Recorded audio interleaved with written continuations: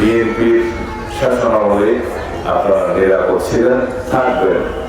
আমাদের দলের প্রতিষ্ঠাতা শহীদ রাষ্ট্রপতি জিয়াউর রহমান এদেশের সকল ধর্মাবলম্বীদের ধর্মীয় স্বাধীনতা নিশ্চিত করেছেন।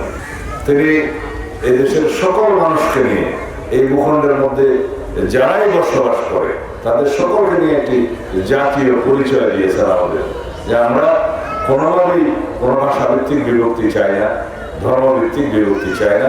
আমরা সবাই মিলে বাংলাদেশে এই ভূখণ্ডে যারা আছে, এটা আমাদেরকে একত্রিত করেছে, এই জাতিকে ঐক্যবদ্ধ করেছে। আপনারা স্বাধীনতার সময় এদেশের স্বাধীনতার পক্ষে ছিলেন। সনাতন ধর্মের ভাই বোনেরা, হিন্দু বৌদ্ধ খ্রিস্টান, আপনারা এই দেশের স্বাধীনতার পক্ষে ছিলেন। আমরা স্বাধীনতার পক্ষে ছিলাম।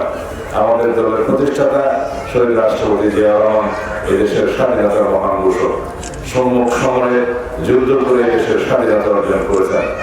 আপনাদেরকে, বিশেষ করে সনাতন ধর্মের ভাই বোনদেরকে অনেক বেশি ত্যাগ স্বীকার করতে হয়েছে। কাদের হাতে? যারা এদেশের স্বাধীনতায় বিশ্বাস করেনি, এদেশের স্বাধীনতা চায়নি, তাদের হাতে। আপনাদের পূর্বপুরুষরা যারা এখনো জীবিত আছেন তারা জানে 1971 সালে কাদের হাতে তারা নির্যাতিত হয়েছিল।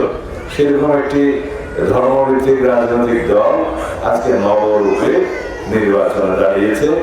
তাদের হাতে এই দেশের সকল নাগরিক নিরাপদ কিনা সেটা আপনাদের কাছে প্রশ্ন করে গেলাম।